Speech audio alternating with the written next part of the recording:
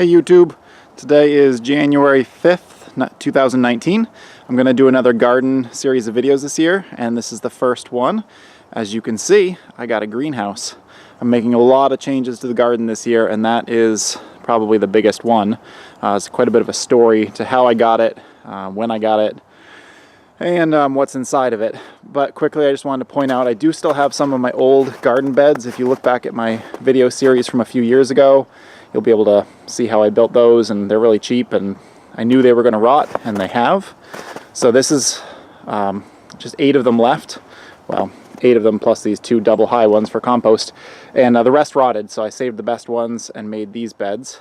It's starting to rain, so let's go inside the greenhouse and I'll show you what's going on in there.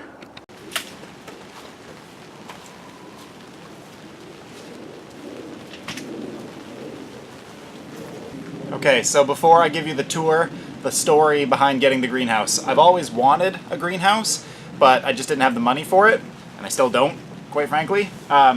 So my plan for this year was that I knew I had to rebuild my garden beds, and I'll show you those in a minute.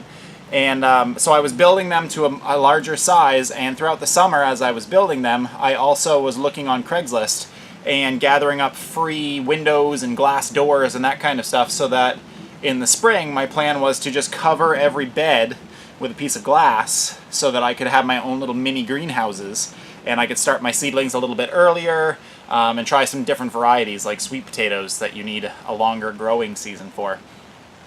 Anyway, so throughout the summer, I gathered all that glass, I worked on the new growing beds, and then just suddenly one day I was on, I think it was Facebook Marketplace, and something popped up that somebody was selling a 14-foot greenhouse for $200.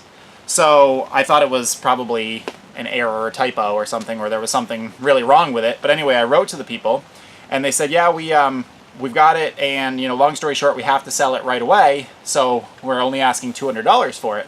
And I said, well, I'm interested. So I told them I would come up and look at it, and they said, oh, and by the way, it's actually a 24-foot greenhouse, but we only set up 14 feet of it. So then I was very interested. So to finish the story and keep it short, it was an elderly couple that was selling and moving into a retirement community, and part of the caveat of them selling was that they had to get rid of the greenhouse, and they were too old to take it down themselves. It had been there for a long time, and anyway, so I made them a $100 offer, and they took it. So I drove up there right away, I disassembled it, drove it home, and then it was at the very end of the growing season. This was in, I think, late September or early October, and I had no plans of doing this, so I put it up in a hurry, got it covered, the end walls built, and I figured why not plant some stuff and see how it goes. So anyway, no more talking, I'll turn the camera around, I'll show you what we've got going on in here. So there's a shot down the length of the greenhouse. As I mentioned, it's 24 feet long by 14 feet wide. It actually worked out really nicely that the dimensions were good for the garden beds that I built. These new garden beds, there's a lot of differences, but one of the big ones is that I used to have them all 4 feet long, and then there'd be a 2-foot walkway and then another 4-foot bed here. So I eliminated half of the walkways.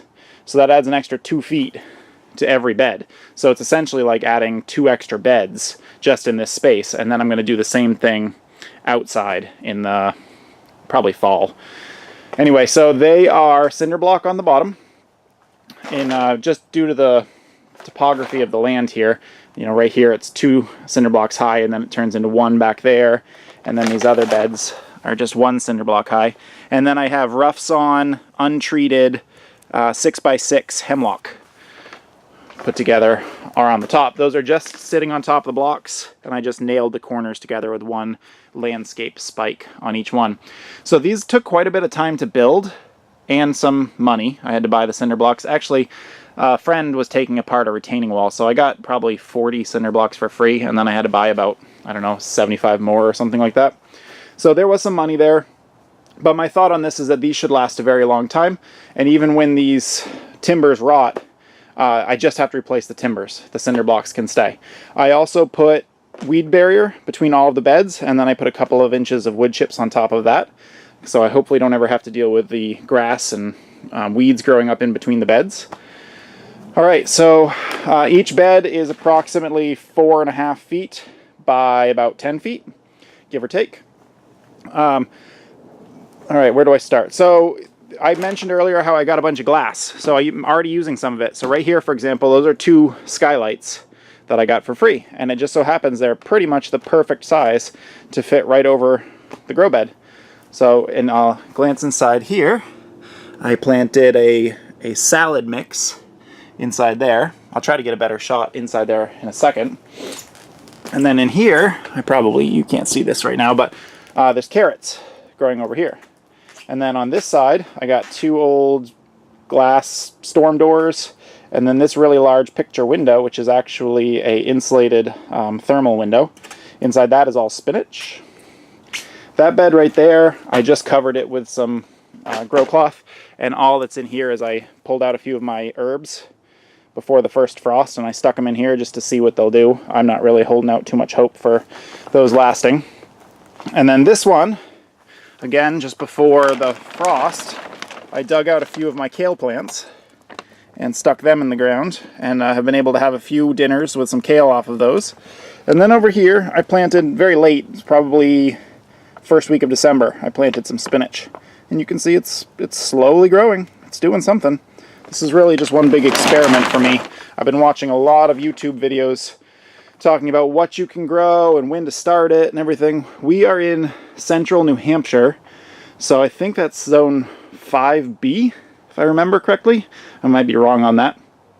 So anyway, in the winter we don't get a whole lot of daylight, so a lot of stuff won't grow or will just grow extremely slowly. So anyway, I'm learning a lot.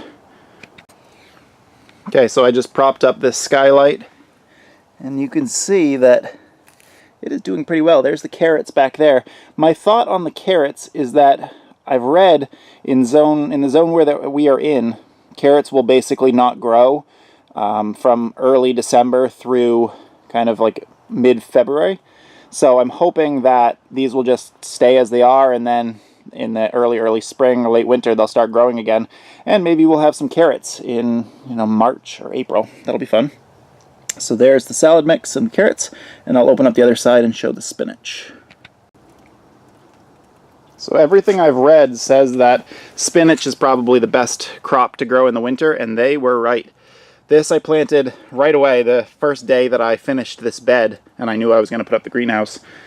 So I think it was the last week of September. And look at it. I mean, it goes way down under there. There's just a lot of spinach here.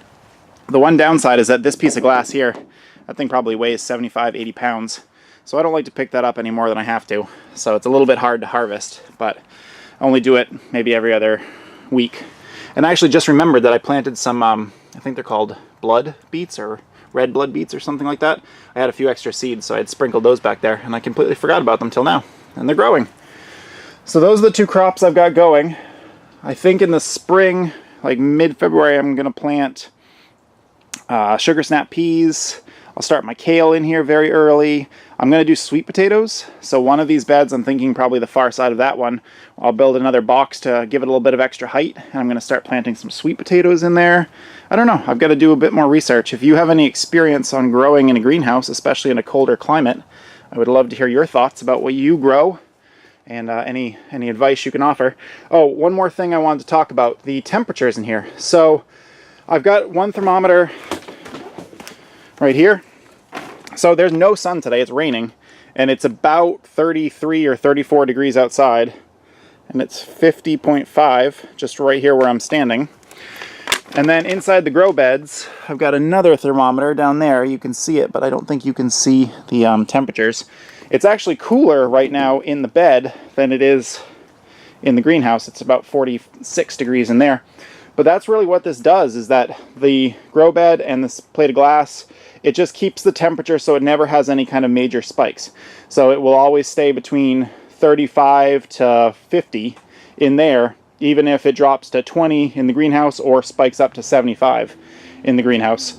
I want to say it was mid-December, we had a day where it hit about 45 or 50 outside and it was sunny, and it got to 92 in the greenhouse, and it stayed at I think about 51 in the grow bed. So that was an impressive day just to see what the temperatures did. It's nice to see that it can hit 100 in here or near 100 and it doesn't kill my plants. Alright, I think that's about it. I appreciate you guys watching.